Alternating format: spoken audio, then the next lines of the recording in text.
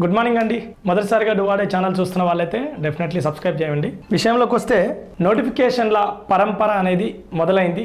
So చాలా కాలం తర్వాత అంటే ఈ తరం పిల్లలకు ఒక జనరేషన్ పోయినట్టే చెప్పుకోవచ్చు. కొత్త తరం పిల్లలకైతే మంచి అవకాశాలు, కొంతమంది పట్టు విడవని విక్రమార్కులకు కూడా మంచి అవకాశమే.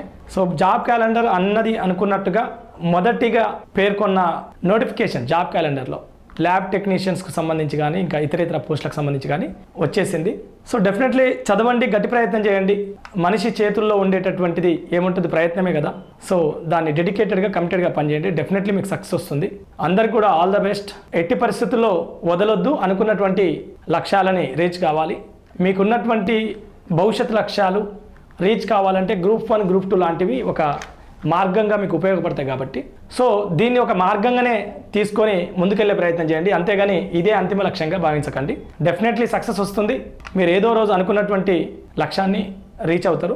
ఇంకా మరొక విషయం ఏంటంటే మార్కెట్లోకి 2 కొత్త పుస్తకాలు వచ్చినాయి సార్, గ్రూప్ 1 మెయిన్స్కి సంబంధించి స్పెసిఫిక్గా. సో బద్దం పురుషోత్తం రెడ్డి సార్ అని కాలమిస్టు ప్రధానంగా అండ్ ఫ్యాకల్టీ ఒక 2-3 సోషియాలజీలో 2-3 ఆస్పెక్ట్ల నుంచి ఆయన పీజీ చేసిండు. సో ఇప్పుడు ఉన్నటువంటి స్టేట్ ఫ్యాకల్టీస్తో one of the dynamic faculty. ఈ మధ్యకాలంలో సార్ది పీడిఎఫ్లు కూడా కనిపిస్తున్నాయి. ఇది మన అప్డేటెడ్గా సోషియాలజీ కూడా ఇచ్చారు. అలాంటి సార్ ఇప్పుడు మనకు గ్రూప్ 1 మెయిన్స్ సంబంధించి ఎవరైతే ప్రిపేర్ అవుతున్నారో వాళ్ళకి పేపర్ 3 సెక్షన్ 1లో యూపీఎస్సీ ఎగ్జామ్ ఓరియంటేషన్లో మోడల్ ఆన్సర్స్, అదేవిధంగా డేటా ఫ్యాక్ట్స్తో సహా.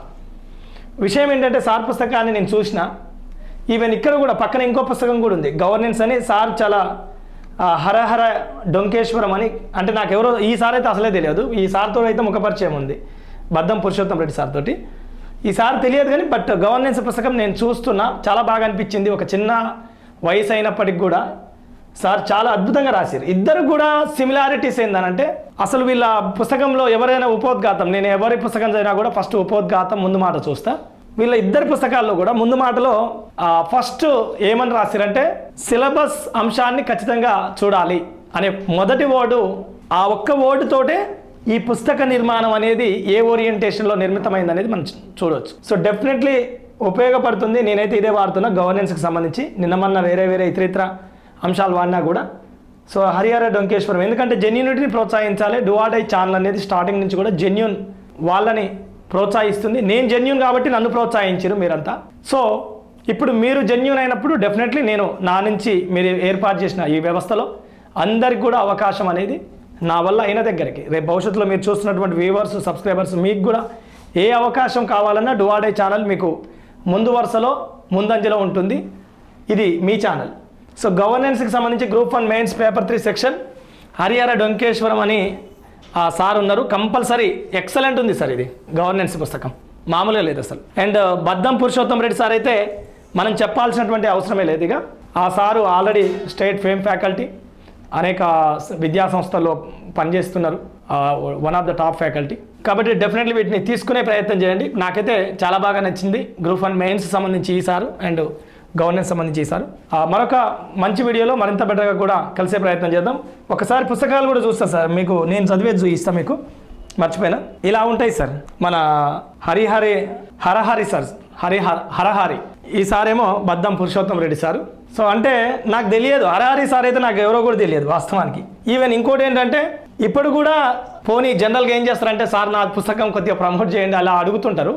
నేను చాలా సందర్భాల్లో, అంటే ఎక్కువ సందర్భాలు 50% సందర్భాల్లో మనిషితో ముఖపరిచయం లేకుండానే నేను పుస్తకాలని నచ్చితే చేసేస్తుంటా ప్రమోషన్ అనేది. అంటే ప్రమోషన్ మీన్ బాగున్నప్పుడు అది మీకు ఉపయోగపడుతుందని చేస్తా. అలాంటి ఒక సందర్భం హరిహర సార్. ఇక సార్ అయితే ఆల్రెడీ తెలుసు నాకు నేను సార్కి కూడా నేను మంచి శ్రేయోభిలాషిని, చాలా స్పిరిచువల్ థాట్స్తో ఉండేటటువంటి వ్యక్తి. కోరిక లేనటువంటి స్థితి మానవుడు ఎప్పుడైతే చేరుకుంటాడో అప్పుడు మనిషి అనేటోడు హ్యాపీగా ఉంటాడు. ఓకేనా? సో అలాంటి నాలాంటి ఒక మ్యూచువల్ పర్సన్ చూసిందంటే అది బద్దం పురుషోత్తం రెడ్డి సార్ని ఒకరిని చూసిన. థ్యాంక్ యూ అండి, థ్యాంక్ యూ సో మచ్. మరొక మంచి వీడియోలో మరింత బెటర్గా కలుద్దాం.